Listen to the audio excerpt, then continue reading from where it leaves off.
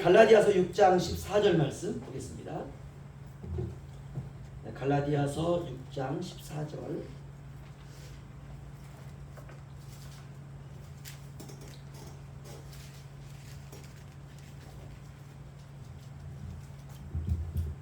우리 한 목소리로 함께 읽겠습니다. 시작. 그러나 내게는 우리 주 예수 그리스도의 십자가 외에 결코 자랑할 것이 없으니 그리스도로 말미암아 세상이 나를 대하여 십자가에 못 박히고 내가 또한 세상을 대하여 그러하니라. 아멘. 오늘 세상에 대하여 죽은 자라는 제목으로 십자가에 관한 설교를 계속하도록 하겠습니다. 그리고 죽은 자는 말이 없습니다. 이거 테스트하는 게 인생이에요. 이거 가정에서 살다가 남편이 한마디 그냥 툭 지나갔는데 그게 화딱지가 나가지고요. 그거 테스트하는 거예요. 아, 내가 여전히 살아있구나. 어느 날 주님이 우리 옆구리를 콕 찌릅니다. 아! 이러면 살아있는 거예요. 이러면은 찌를 때 아, 주님이구나. 그러면 이제 내가 죽은 자입니다. 그거 확인하는 거예요. 저도 그렇고 여러분도 그렇고 그게 쉽지 않죠, 그렇죠? 그래서 우리가 이런 시간을 통해서 같이 죽는 거예요. 아멘. 저도 설교를 전하면서 저도 죽고, 설교 제가 전했는데 말씀대로 살지 않으면 우리 집은 그냥 바로 직설적이거든요. 설교는 그딴 식으로 해놓고 왜 삶을 이렇게 사냐? 제가 뜨끔해요. 아, 내가 여전히 그렇구나. 저는 설교를 하면서 죽고, 여러분은 설교를 들으면서 죽고, 이렇게 십자가에 우리 자신을 못 박는 겁니다. 여러분 그거 저는 이번 주에 그런 마음이 많이 들었어요. 내가 죄를 지으면 지을수록 하나님의 심판의 강도는 세진다. 아멘. 그러면 이걸 우리가 어떻게 생각하냐면 그러면 내가 더 큰 저주를 받는 걸까? 이렇게 우리 자동적으로 그렇게 생각해요. 그러나 그렇지 않습니다. 모든 심판은 따라서 예수님에게 내려진다. 그게 하나님의 방법입니다. 그래서 오늘도 내가 하나님 앞에서 하나님 마음을 아프게 하면 하나님이 나를 지그시 나를 누르는 게 아니라 내 안에 예수를 눌러요. 그럼 예수님 얼마나 힘들겠습니까? 그렇죠? 그래서 우리 마음이 아픈 거예요. 그래서 저는 이번 주간에 내가 주님의 마음을 아프게 하면 안 되겠다. 왜냐하면 내가 주님의 마음을 아프게 할수록 하나님은 예수님을 옆에서 눌러요. 계속 눌러요. 더 아프게 하면 할수록 예수님을 십자가에 차고 하나님이 더 찌르시는 거예요. 그거 생각하니까 내가 이러면 안 되지. 나를 위해 십자가에서 그 생명 바쳐주신 분인데 내가 매일 여전히 하나님 앞에 동일한 죄로 동일한 하나님의 마음을 아프게 하면서 계속 주님은 눌리고 나는 자유로울 수 없거든요. 하나님의 심판은 예수님에게 내려칩니다. 번개같이 내려쳐요. 예수님 대신 하나님의 심판과 진노를 주님은 지금도 받고 계십니다. 그래서 우리가 조금 잘못해도 여전히 내가 기쁘게 살 수 있는 그것 때문에 그렇습니다. 그래서 우리가 오늘 이 말씀을 들으면서 나 때문에 주님이 계속 힘들어하실 수도 있겠구나. 여러분 주님이 죽고 내가 사는 원리, 나는 살아나고 주님은 계속 심판을 받는 원리는 우리가 죽을 때까지 일어나고 있습니다. 여러분 우리가 가급적이면 빨리 죽는 게 낫겠죠, 그렇죠? 내가 빨리 죽어야 내 안에 주님께서 네가 죽으니까 나도 산다 이렇게 되는 것입니다. 구약시대에 어떤 주인이 어떤 사람에게 돈을 빌려줬는데 그 사람이 돈을 못 갚았어요. 그러면 그 집안의 애가 되었든 부부가 되었든 이 빚이 크면 클수록 다 종이 됩니다. 그래서 그 집에 예쁜 딸이 어쩔 수 없이 너네 집 너네 남편 너네 아내 너 아들 안 받아 네 집에 오니까는 딸이 정말 예쁘더라. 그 딸을 종으로 만약에 바친다면 내가 모든 빚 다 탕감해 줄게. 그러면 이제 딸이 종으로 들어오는 것입니다. 그런데 이 주인이요 너무 좋은 주인이에요. 그저 종으로 들어가면 이 딸은 거기 가면은 모든 걸 다 착취당하고 나는 잠도 못 자고 고통당하겠다 이렇게 생각을 했는데 가는 날부터요 옷을 그냥 아주 예쁜 옷으로 입히고요 하는 일은 종이 하는 일을 해요. 주인 밥상도 차려줘야 되고 방도 닦아줘야 되고 마당도 쓸어야 되고 바쁘면 밭에 가가지고 일도 해야 되고 다 하는데 밥 먹을 때가 되면요 와가지고 주인상에서 같이 먹어요. 그래 오늘 수고했지 힘들었지 힘내. 우리 집에 내 자식들도 있지만 너는 내 자식 것 같다. 주인이 너무 좋은 거예요. 그래가지고 20년 동안 이제 와가지고 종살이 하겠다고 계약을 했는데 10살에 들어와가지고 30살이 됐습니다. 근데 30살이 돼도요 얼굴이 너무 예쁜 거예요. 왜? 그냥 공주처럼 이렇게 키웠으니까. 하는 일이야 허드렛 일이지만 키우는 거는 인격적으로 대우를 한 것입니다. 이제 20년이 다 차던 어느 날 주인이 이렇게 말합니다. 야, 너는 이제 자유다. 깜짝 놀란 거야. 제가 자유인가? 그래. 부모님 집에 돌아가도 좋아. 그런데 이 그 여종이요 완전히 이분은 주인이 아니라 부모님 같은 거예요. 그냥 여기 같이 살고 싶어요. 자기 부모님은 다 돌아가셨거든요. 그래서 이렇게 말합니다. 제가 오늘부터 자유지만 제가 이 집에서 그냥 종으로 살겠습니다. 주인이 깜짝 놀래요. 야, 정말 그래도 되겠어? 저는 이 집에 사는 게 너무 행복해요. 이 집이 저에게는 천국이에요. 다른 곳은 지옥이고 여기가 천국입니다. 저는 이제 주인님의 영원한 종이 되길 원합니다. 이러면은 이 주인이요, 그래? 이제 서약을 받습니다. 진짜 네가 그렇지? 그럼 그렇다고 하면은 이 여자애를 데리고 가서 문에다 대고요, 송곳을 가지고 귀를 대라 그래요. 귀를 딱 댄다고 송곳으로 귀를 뚫습니다. 그러면 영원한 그 주인의 종이 된다 라고 하는 게 구약 성경에 나와요. 그러면 우리가 집에서 허드렛 일을 시키고 그랬던 사람들 전부 다 귀를 뚫어야 되나요? 그런 의미는 아니죠. 오늘날 보면은 이렇게 자기 몸에 구멍을 뚫어가지고 거기서 뭐 코걸이, 그 다음 귀걸이, 그 다음에 배꼽에도 막았더라고요. 그렇죠? 이런 걸 우리가 피어싱이다 이렇게 말하죠. 그래서 오늘날 만약에 뭐 우리 애들 그랬어요. 귀를 뚫는다 그래가지고요. 너 그러면은 귀를 뚫는다 이 얘기를 해줬어요. 이 얘기를. 나는 하나님의 영원한 종입니다 라고 하는 의미로 귀를 뚫어야지. 여기다 귀걸이 갖다 붙이는 우상숭배야. 그 얘기를 못 알아듣더라고요. 그냥 가서 뚫어가지고 귀걸이를 하더라고요. 이건 피어싱이 아니죠. 그렇죠? 구약에서 귀를 뚫는다는 의미가 그럼 무엇인가? 따라서 하시죠. 이제부터 저의 귀는 주님의 것입니다. 그 의미를 가지고 있어요. 여러분, 주님의 음성만 들으시기를 주의 이름으로 축원합니다.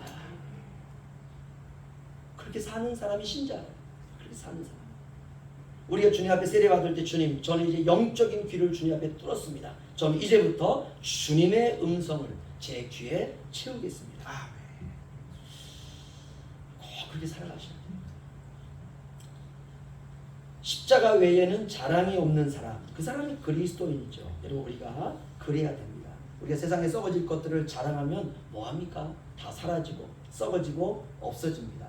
우리가 사는 날 동안은 우리가 가지고 있는 것들이 중요한지는 몰라도 우리가 죽음 이후에는 영원한 나라에 가지고 갈 수 있는 게 하나도 없습니다. 우리가 사는 동안 어떤 사람이 이제 죽음을 앞에 두고요, 자기가 살아올 때 너무나 소중한 게 많은 거예요. 우리 천국에 가서도 트럭도 타고 싶은 거예요. 가가지고 물건 싣고 다녀야 되니까. 그러니까 이 사람이 이렇게 말합니다. 야, 트럭, 돈다발, 옷다발, 장롱, 화장품 등등 다 트럭에 실어 놓으라는 것이에요. 그러면 내가 죽을 때 이거 타고 내가 천국에 가리라. 여러분, 그러면 다 미쳤다고 합니다. 치매에 걸렸다고 해요. 가지고 갈 수 없습니다. 하나도. 정말 중요한 것이라고 여겨지는 성경책도 가지고 갈 수가 없어요. 성경책도. 죽음 너머는 육신의 나라가 아니기 때문에 그렇습니다. 그래서 육신의 것들은 가지고 갈 수가 없습니다. 아이가 엄마 뱃속에 살 때 아이를 엄마가 다 키워냈죠. 이 아이와 엄마의 생명줄은 탯줄입니다. 탯줄을 통해서 모든 음식, 영양분, 산소 다 공급이 됩니다. 이렇게 이제 다 아이를 키워내면 10달이 되어서 이제 엄마가 산통을 통해서 아이를 세상에 밖으로 내놓지 않습니까? 그럴 때 이 아이가 이게 너무 중요하니까 나 그냥 이거 태반 가지고 갈 거예요. 나 탯줄 가지고 갈 거예요. 이거 죽을 때까지 가지고 계세요. 그냥 이게 생명줄입니다. 이러는 아이는 하나도 없습니다. 다 버리고 와요. 다 쏟아버리고 아이만 딱 받습니다. 이게 이 세상과 하나님 나라의 유비라고 말할 수가 있습니다. 왜 우리가 그러면 이 세상에 있는 것들을 우리가 하나님 나라로 가져갈 수가 없느냐? 그 이유는 이 세상은 육의 나라이고 하나님의 나라는 영의 세계이기 때문에 그렇습니다. 달라요. 그래서 바울은 믿음을 가지고 난 이후에 알게 된 것이 딱 하나가 있습니다. 그것이 바로 뭐냐면 내가 나의 자랑은 오직 십자가만 자랑하리라. 이것만이 신자를 신자되게 하는 것입니다. 여러분, 십자가는 죽음입니다. 신앙은 순수해야 됩니다. 깨끗해야 돼요. 너무 사람의 말에 비위 상하지 마세요. 왜? 오늘부터 꼭 기억하세요. 내 귀는 주님의 것입니다. 주님의 거예요. 주님의 거라고 있죠. 주님의 말씀만 찍어야 돼요. 여기에 이게 귀를 뚫는 거란 말이에요. 사람은 우리가 사랑해야 되는 존재입니다. 꼭 기억하십시오. 사랑하면 어떻게 됩니까? 우리가 사랑하는 것만큼 져준다. 오늘 배웠죠? 오늘은 사랑하는 것만큼 서로 약해지는 것이다. 오늘 오후에는 하나 더 말씀드리겠습니다. 사랑하면 따라서 하세요. 그 사람에게 맞춘다. 그렇죠? 그 사람에게 맞춰요. 세상에서도 남녀가 사랑하면요 상대방에게 다 맞춰요. 결혼하고 나서는 뭐 바뀔지 몰라도 그렇죠? 그래야 결혼할 거 아니에요. 그 남자하고 다 맞춰줍니다. 믿음 생활은 더 맞추는 삶이에요. 저와 여러분이 꼭 그렇게 사시기를 바랍니다. 주님께서 여러분과 저의 마음에 주신 정말 순수한 신앙으로 우리가 한 생애를 살아내는 것입니다. 우리가 세월 지나면 대부분 다 변합니다. 안타까운 일이에요. 목사도 변해요. 안 변할 것 같은 목사도 변한단 말이에요. 저 참 겁나요. 하민이가 저를 보면 목사님은 안 변할 것 같아 이렇게 얘기를 하는데 저도 변하거든요. 저도 변해요. 그래서 엄청 좀 겁이 나요. 여러분 좋은 것은 변하지 말고 좋은 것은 따라서 하세요. 업그레이드 시키자. 업그레이드 시켜야 돼요. 사람이 편해지면 하던 것도 하지 않을 때가 있습니다. 어떤 사람이 이렇게 말해요. 야, 뭐 기도가 뭐 대단한 거라고 뭐 기도를 하고 그러냐? 야, 기도하지 않아도 돼. 진짜예요? 아니, 이 사람 믿음이 좋은 사람인데 오늘 야, 기도 그렇게 안 해도 돼. 진짜예요? 아이, 그럼 기도 안 해도 돼. 그런데요, 아무리 다른 사람이 그렇게 얘기해도 은혜 받은 사람은 기도하지 말래도 기도합니다. 할렐루야. 어떤 사람이 이렇게 말해요. 야, 뭐 예배가 뭐 대단한 걸 예배를 드리냐? 뭐 주일날 매주일 가는 거 그거 한두 빠지면 어때? 야, 우리 예배 목숨을 걸고 그래? 야, 대충 해도 돼. 진짜 그래요? 그럼 나봐. 대충 해도 이렇게 성공하고 그러잖아. 그러나 주님의 사랑을 받은 사람은 아무리 옆에서 예배를 드리지 말라고 해도 따라서 하세요. 예배에 인생을 건다. 이게 진짜 은혜 받은 사람이에요. 어떤 사람은 이렇게 말해. 야, 눈도 안 보이는데 무슨 성경을 보고 그러냐? 사람은 성경 안 봐도 돼. 뭐 말씀을 맨날 묵상하고 그래. 뭐 새벽마다 일어나가지고 쭈그리 앉아가지고 말씀을 막 묵상하고 그래. 그거 안 해도 돼. 야, 진짜 안 해도 돼? 그럼. 그런데 주님의 구원에 감격한 사람은 성경을 보지 말라 그래도 하나님 말씀을 늘 묵상해요. 야, 너 자신을 위해서 기도하는 것도 시간이 모자른데 무슨 성도들을 위해서 기도하냐? 야, 다른 사람이 다 해. 야, 너는 네 것만 하면 돼. 야, 진짜 그래? 그럼. 야, 우리 동네 우리 교회 있는 성도들 다 그렇게 살아. 야, 네 기도만 해. 그래도 사랑을 경험한 사람은 성도들을 위해서 기도하는 줄로 믿습니다. 이게 신자예요. 야, 뭐하러 교회 신경을 쓰냐? 야, 교회 오면은 다 문제도 있고, 야, 어떨 때 교회 가기도 싫더라. 야, 교회 신경 쓰지 마. 교회 신경 쓰니까 네가 너 마음이 그런 거야. 교회 신경 안 써도 돼. 다 목사님 신경 쓰고 다른 사람 다 신경 써. 걱정하지 마. 야, 교회 안수일 사람 있잖아. 그분이 하는 거야. 걱정하지 마. 야, 진짜 안 해도 돼? 야, 우리 교회 봐봐. 아무도 신경 안 써. 그래도 주님의 목숨을 내어주는 그 사랑을 받은 사람은 주님의 몸된 교회를 위해서 여러분 희생하는 줄로 믿습니다. 이 사람이 진짜예요. 왜냐? 여러분, 나를 위해 목숨을 버린 주님의 사랑을 진짜 경험했기 때문에 그렇습니다. 기독교는 십자가가 시작입니다. 십자가에서 모든 게 시작이 돼요. 그러면 십자가가 무엇이냐? 죄의 싹신 사망이 일어난 곳이죠. 죄는 사망이 그 대가입니다. 인간은 모두가 다 태어날 때 죄인으로 태어나요? 이건 자동입니다. 그냥 자판기처럼 태어나면 죄인이에요. 누가 되었든 대통령이 자식을 낳아도 태어나면 죄인이에요. 그가 얼마나 지위가 높고 대단한 사람이라 할지라도 태어나면 전부 자동으로 죄인이라고 하는 영적인 낙인이 찍혀서 옵니다. 아담의 후손은 예외 없이 모두가 다 죄인으로 태어납니다. 태어날 때부터 피 속에 죄가 흘러요. 죄가. 그래서 어떤 사람이 이렇게 말했어요. 뼈를 가지고 전부 분해해가지고 봤더니 뼈 속에 죄가 있더라. 이렇게 고백한 사람도 있습니다. 인간 자체가 죄입니다. 그래서 다 죽습니다. 유명한 사람도 죽고 돈 많은 사람도 죽고 연예인도 죽고 예쁜 사람도 다 죽어요. 그럼 죽음 이후에는 무엇이 있느냐? 천국과 지옥이 있습니다. 죽음 이후에 지옥으로 가는 것은 영원한 불못에 떨어져요. 그래서 우리가 영벌이다 말합니다. 그러나 천국은 영원한 생명으로 갑니다. 그래서 영생이라 이렇게 말해요. 세상에서도 죽지만 죽음 이후에도 영원한 지옥, 형벌이 우리에게 기다리고 있습니다. 그런데 이런 우리의 인생에 놀라운 일이 하나 벌어진 것이에요. 하나님이 세상을 이처럼 사랑하사 독생자를 주셨다라고 말하고 있습니다. 나를 위해 누군가를 하나님이 하늘에서 이 세상으로 보내주셨다는 것입니다. 왜 보내셨느냐? 나를 죄 속에서 꺼내시려고, 내 안에 있는 죄를 뿌리를 뽑아 버리려고. 어떻게 꺼내시느냐? 죽음에서 꺼내서요.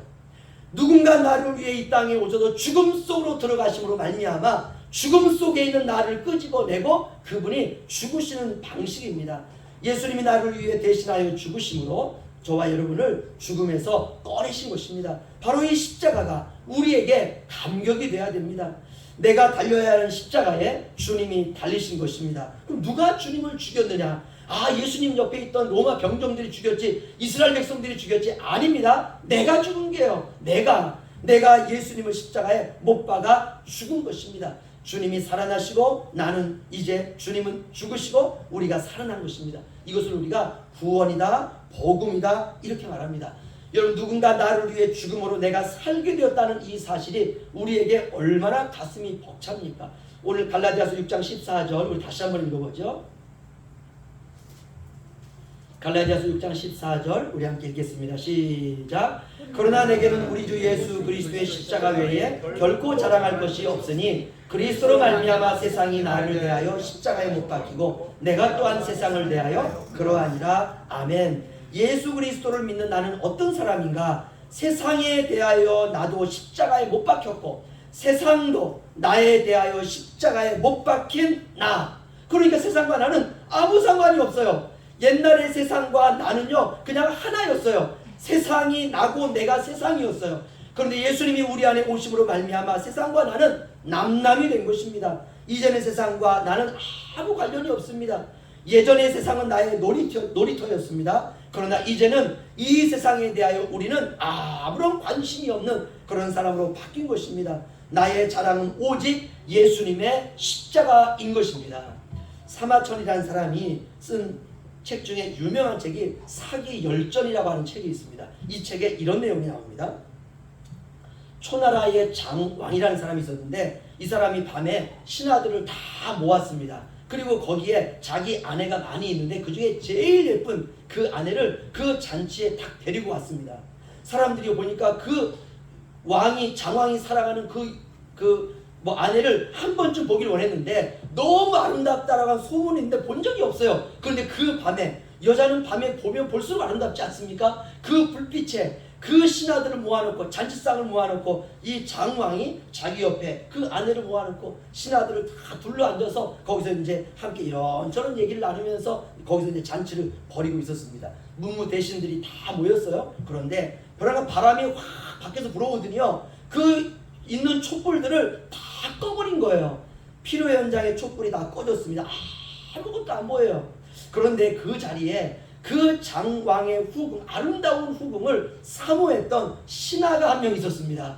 그 여인을 얼마나 사랑했는지. 근데 장왕하고 결혼을 하게 된 거예요. 그래서 마음속에 이제 상사병밖에 없는 거 아닙니까? 근데 자기 눈앞에 그 여인이 있는데 불이 딱 꺼졌습니다. 살아생전에 그 여인을 한번 만지는 게 꿈이었어요. 만지면 죽지 않습니까? 그렇죠? 근데 불이 다 꺼졌어요. 그 틈에 내 인생의 처음이자 마지막이다 라고 생각하고 그 신하가 그 후궁 옆으로 와가지고 그 후궁을 한번 딱 만진 다음에 자기 자리로 딱 갔습니다.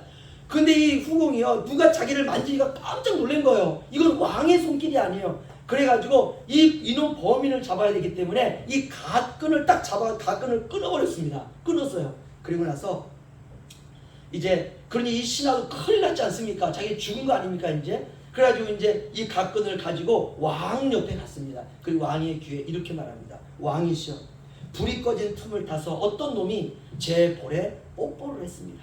이것이 그놈의 갓끈입니다. 이 이야기를 다 왕이 들었어요. 왕도 누군지 몰라요. 그 신하가. 그런데 그 자리에 나온 신하는 전부 다 충성스러운 신하들이거든요. 왕이 생각을 했어요. 이놈이 누굴까? 과연 누굴까? 그런데 왕이 가장 신임하고 사랑하는 신하일 수도 있지 않습니까?